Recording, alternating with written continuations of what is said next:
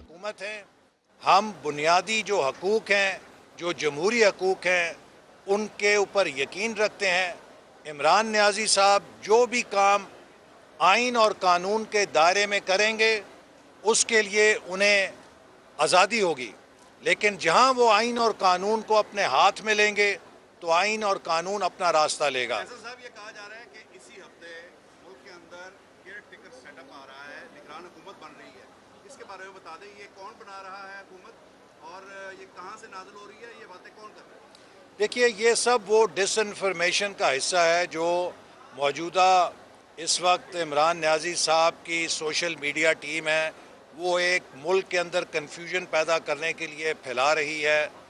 पाकिस्तान के अंदर एक आइनी और जमहूरी तरीके से हुकूमत तब्दील हुई है।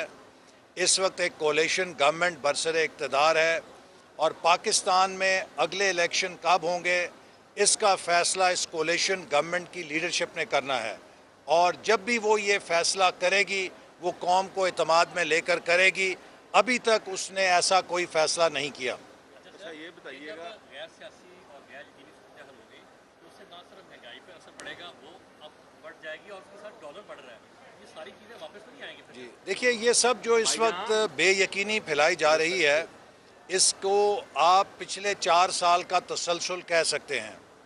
पाकिस्तान पर इमरान खान की जो 4 साला अजाब हुकूमत थी, उसके नतीजे में जो मुआशी बदहाली और तबाही आई है, उसके असरात हम पर कई सालों तक रहेंगे। जिसकी एक मिसाल ये है कि पाकिस्तान में जो कर्ज़ों का बोझ पिछले 4 सालों में डला है, उससे निकलने में हमें काफ़ी अरसा लगेगा। पाकिस्तान में जो अफरात ज़र पैदा की गई है, उसे काबू में लाने के लिए हमें कुछ वक्त लगेगा।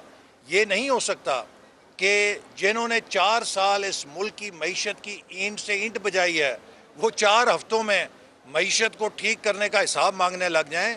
उनको हिसाब देना है, हमने नहीं देना। हिसाब इमरान नियाज़ी साहब और उनके नालायक